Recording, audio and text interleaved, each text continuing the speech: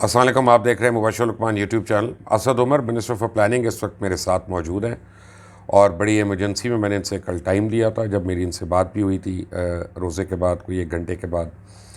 असद साहब, thank you very much. आपके दफ्तर में हम जो है बार्जिन कर गए हैं। अब ये बताएं कि आप मेरे से 4 फुट के फासले पे बैठे हैं और आप मेरे से कोई 3 फुट लंबे भी हैं माशाल्लाह। उसके बावजूद आपने अपना मास्क पहना है। That is the scare of कोविड-19। तो जो 1 लाख बच्चा हमारा इम्तिहान दे रहा है, उनकी ज़िंदगी का कोई वाली वारस है? अच्छा, ये 1 लाख बच्चा जो है वो सारा एक कमरे में तो नहीं बैठा हुआ। मैं आपको आज की वीडियो दिखाऊं सुबह की? नहीं, मैं आपको बता दूँ ना।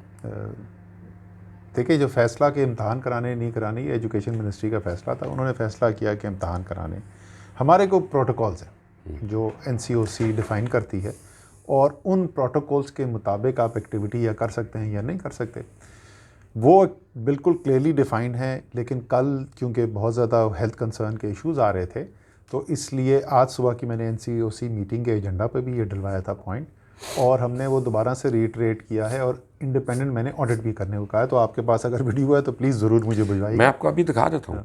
क्योंकि अगर उसकी वायलेशन हो रही है obviously, then that is a line which is being cross. मैं आपको रीज़न बताता हूँ। मैं आपको अभी अपना फ़ोन का एक्सेस दे देता हूँ, अपने पर्सनल फ़ोन का।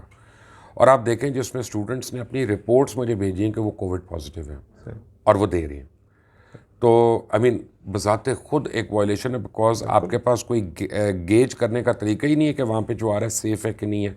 तो मेरी बेटी ने जिसने इम्तिहान देना है जाके, वो क्यों, अब मुझे क्यों आप इनसिक्योर कर रहे हैं? बिल्कुल, देखें, वही तो मैं बोल रहा हूँ ना कि एक होती है कि आपकी गाइडलाइंस क्या है, दूसरा है कि क्या वो गाइडलाइन मीट हो रही है नहीं हो रही। और ये हमें पता है अनफॉर्चुनेट बदकिस्मती से, अभी उस दिन हमने NCC मीटिंग में भी आपको बताया कि ओवरऑल SOP की फॉलोइंग है वो सिर्फ 31% चल रही है, यानी 10 में से 7 फॉलो नहीं हो रहा। सो वायलेशन हो सकती है, लेकिन जो गाइडलाइंस हैं 50 लोग मैक्स, ये आज हमने दोबारा रीट्रेट किया है, किसी भी एक एग्जामिनेशन सेंटर में 50 से ज़्यादा स्टूडेंट नहीं होने चाहिए। सो वो जो लाख है वो इट इज़ डिस्पर्स्ड, और अगर वो गाइडलाइंस फॉलो हों तो एक एक्सेप्टेबल लेवल ऑफ रिस्क तो आप इधर से बैठेंगे गाड़ी में जाएंगे तो उसमें भी रिस्क होता है कि एक्सेप्टेबल लेवल तक आ जाती है। कंप्लायंस हो रही है नहीं हो रही, उसका मैंने बोल दिया कि इंडिपेंडेंट ऑडिट करें। मैं आपको अभी वो वीडियोज़ और पिक्चर्स आपसे शेयर कर लेता हूँ। और वो के असेस ग्रेड्स के ऊपर क्यों नहीं हो सकता एक्सेट्रा, उसका जवाब शफकत महमूद साहब दे सकते हैं। देखिए, मेरी एक बात, आप भी वज़ीर हैं, वो भी वज़ीर हैं, दोनों काबिल एहतराम हैं, सारे वज़रा काबिल एहतराम हैं। अब मैं एज अ पेरेंट, अब मैं आपके पास आने से पहले मैंने अपनी बेटी को ये कहा कि सिर्फ तुम्हारी चॉइस है कि तुमने देना है कि नहीं देना। I am not going to pressurise you इस लेवल पे आप। But how many parents can afford another year?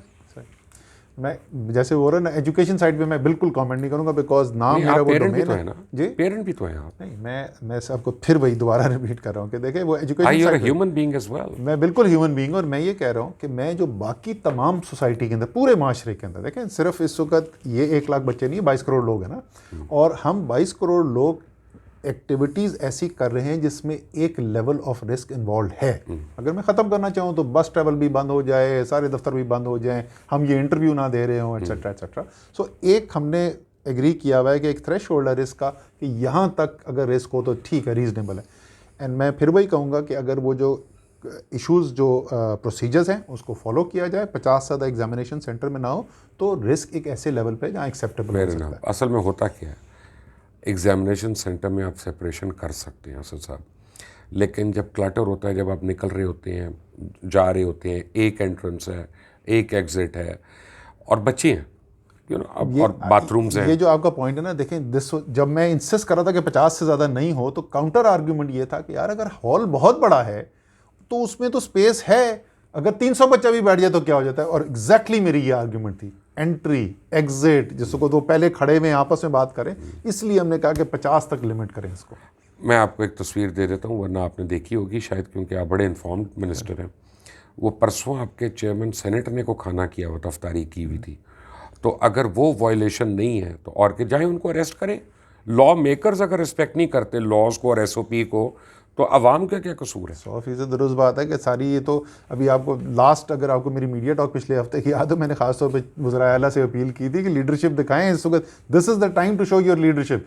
सारे MNAs मुझसे पूछ रहे थे हम क्या करें, मैं कराची में था कि हम क्या करें। मैंने कहा भाई अपने हल्के के अंदर जाके रोल मॉडल बनो, पैगाम दो। तो बिल्कुल आप दुरुस्त कह रहे हैं कि जितना सीनियर पोजीशन पे उतनी जिम्मेदारी ज़्यादा बनती है। अच्छा असद साहब, इंडिया में ऑक्सीजन नहीं है, पाकिस्तान में वैक्सीन नहीं है, और लगता है हमने कोई एफर्ट भी नहीं की। जो आई थी वैक्सीन वो मुफ्त आई थी, अभी 5 लाख हमने पैसे दे के मंगा ली है। तो अब कहीं पे कोई हमारी हुकूमत जो बिलियंस हमने NCOC के हवाले किए थे अलग से, कहीं पे वो खर्च होंगे? अच्छा, ये एक तो आपके लिए बरादराना दोस्ताना मशवरा जो है, बिलावल ज़रदारी को ज़्यादा ना सुना कर। अच्छा जनाब, हम जो है इस महीने मतलब अगले हफ्ते तक टोटल मेरे पास जो वैक्सीन आ चुकी होगी मुल्क के अंदर वो है तकरीबन 60 लाख। उस 60 लाख में से कोई 10-15% जो है वो चाइनीज़ डोनेशन है और बाकी सारी मेरी ख़रीदी भी है। तो मैं इस वक्त अरबों रुपए की वैक्सीन ख़रीद के सारे पाकिस्तान में मुफ्त में डिस्ट्रीब्यूट कर रहा हूँ, बशमूल सिंध के सूबे में जहाँ पे बिलावल ज़रदारी साहब की पार्टी की हुकूमत है। और उन्होंने अभी तक कितने वैक्सीन फराम की हैं अपने सिंध के अवाम को? 0।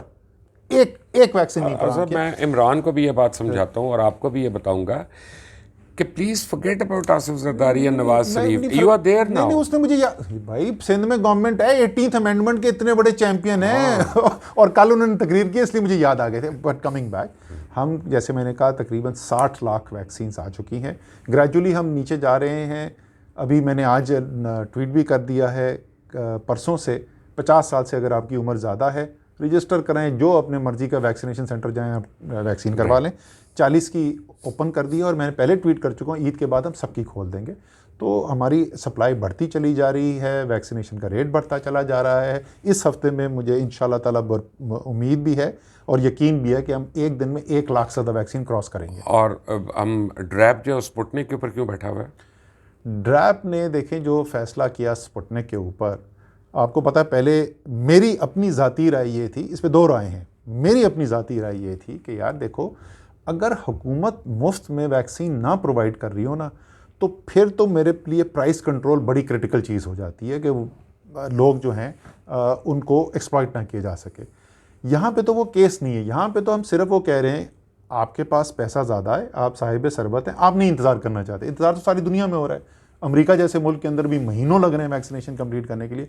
अब असद उमर या मुबशर लुकमान कहते हैं यार मैंने नहीं इंतज़ार करना, मुझे बताओ पैसा कितना चाहिए यार, मैंने कल लगवाना है, मैं अपनी जेब से लगवा रहा हूँ, मैं तुमसे कोई ले ही नहीं रहा। यार उसको देने दो जो वो पैसा देना चाहता है, फ्री चॉइस है ना। लेकिन ये डिसाइड हुआ उसके बाद नहीं जी कि ये तो बड़ा, आपको पता है, और इस पर बहुत क्रिटिसिज्म भी आया कि महंगी बहुत ज़्यादा है। वो अल्हम्दुलिल्लाह ऐसा ज़बरदस्त ख़त लिखा गया एक, जिसमें एक ही ख़त में ये लिखा गया कि दुनिया में और कहीं नहीं बिक रही है, और दूसरी जगह ये लिखा गया कि दुनिया में सस्ती बिक रही है, आप महंगी बेचने अलाउ कर रहे हैं। सो स्पुतनिक को ड्रैप ने अकॉर्डिंग टू द लॉ फिर वो जब ट्रीट किया तो उसकी वजह से सप्लाई के डिसरप्शन हुए, लेकिन उसके बाद वो आ गई थी और वो नहीं, लेकिन अब आपने फिर कैंसिनो भी आ गई है, अब फिर रोकी हुई है। मैंने स्पुतनिक लगवाई है। आप प्राइवेटली अगर इजाज़त दे देते हैं तो हर एक की अपनी चॉइस है, वो लगवाता है कि नहीं लगवाता। मैं तो इससे कम्प्लीटली एग्री करता हूँ, मैं तो 100% इससे एग्री करता हूँ। अगर हम प्रोवाइड ना कर रहे हो तो फिर ये बात है यार मुबशर लुकमान के पास तो पैसे हैं, बाकी आदमी क्या, बाकी जो भी है हम तो मुफ्त में दे रहे हैं ना सारे पाकिस्तान को। अच्छा, अब इतना हमने सुना था कि जी 1800 वेंटिलेटर हमने ऑर्डर दे दिए थे NCOC ने लास्ट मार्च में। फिर कहा कि जी हम वेंटिलेटर्स भी, अब मास्क भी, पता नहीं क्या क्या हम एक्सपोर्ट करना शुरू हो जाएंगे। तो यहाँ पे अस्पतालों में हमारे चल नहीं रहे, पता नहीं 10% या 12%।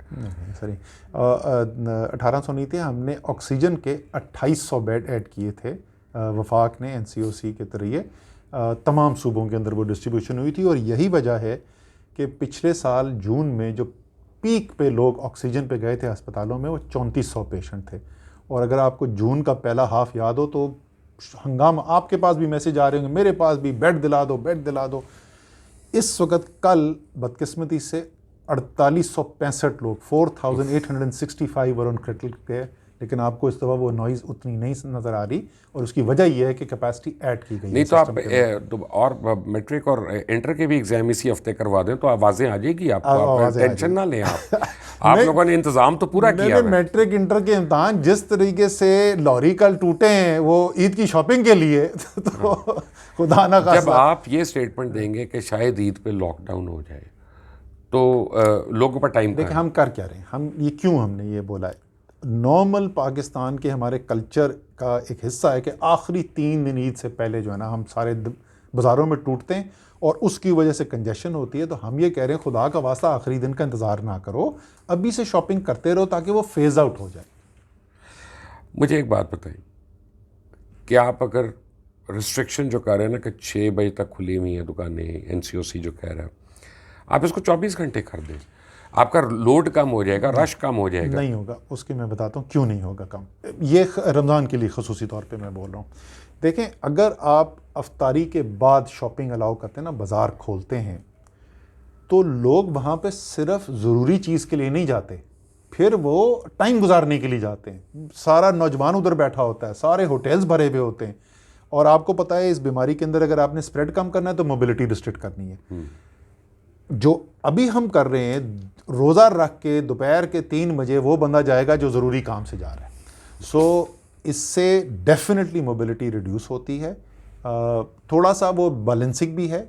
एक और भी तरीका है, सब कुछ ही बंद कर दो, लेकिन ज़ाहिर है लोगों ने रोज़गार भी कमाना है, और करोड़ों लोग, आपको पता ना, हमने जो पिछली पाकिस्तान बिजनेस ब्यूरो स्टेटिस्टिक्स ने जो स्टडी की थी, तकरीबन 2 करोड़ ख़ानदानों के रोज़गार ख़त्म हुआ था जब लॉकडाउन हुआ था पिछले साल।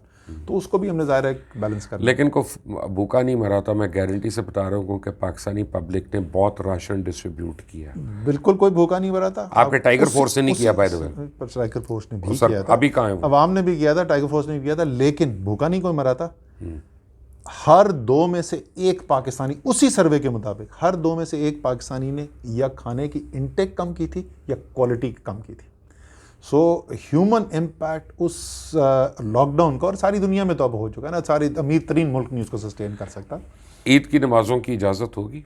जी, नमाज की इजाज़त होगी। जो हमने आज सेशन हो रहा था 12 बजे, आज एनसीओसी में बुलाए हुए थे हमने, उलमा के साथ सेशन हो रहा है, पहले सदर साहब कर चुके हैं। पिछले साल जो है, आपको बड़ी इंटरेस्टिंग चीज़ है मुबशर, शायद इस वजह से हुआ था कि लोगों को एहसास था, ख़ास तौर पे उलमा को, कि दुनिया ने मस्जिदें बंद की हुई थी, खाना काबा बंद हुआ था और हमने मस्जिदें खोली थी।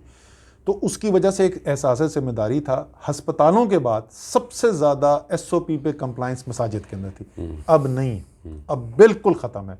तो हम कोशिश कर रहे हैं कि इंगेज करें लोकल लेवल पे भी। लोग अब मस्जिदों में जाके हुकूमत के जाने की दुआएं भी तो मांग रहे हैं ना, बहुत ज़्यादा। वो आपको, आपका आईनी हक है, आप हुकूमत के जाने की दुआ मैं मांगे, वैसे तारों पे लेकिन 3 फुट दूसरे से दूर रह के और मास्क पहन के। बिल्कुल ठीक है, बट आज आप एक हमसे कमिट करें कि आप अभी यहाँ से जाएंगे, क्योंकि मेरा ख्याल है कि शफकत महमूद साहब ने ना अपना फ़ोन DND पे किया हुआ है, तो वो जो भी फ़ोन जाता है वो कड़िंग कड़िंग कड़िंग कड़िंग, वो लगता है कि इंगेज्ड है।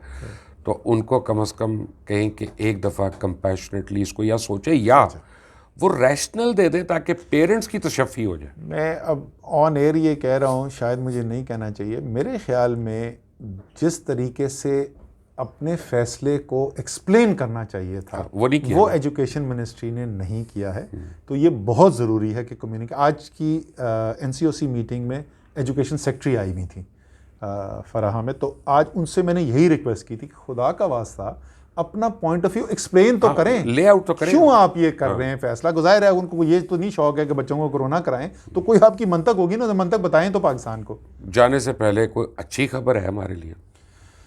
सर, अच्छी खबर ये है कि इंशाल्लाह ताला जैसे जैसे ये आगे वैक्सीनेशन बढ़ती रहेगी, तो उम्मीद है कि हमें वो जो light at the end of the tunnel होता है, मैं कोविड के लिए, कोरोना के उससे पॉइंट ऑफ व्यू से बात कर रहा हूँ, वो हमें नज़र आनी शुरू हो जाएगी और बेहतरी की तरफ जाएंगे। बाकी इकॉनमी जो है, लार्ज स्केल मैन्युफैक्चरिंग बढ़ रही है, एक्सपोर्ट्स बढ़ रही हैं, रेमिटेंसेस बूम आया हुआ है, तो उम्मीद है कि इकॉनमी, हमें ज़िंदगी की फ़िक्र है। कोरोना से जान छूटेगी तो कुछ और करेंगे ना एक्चुअली।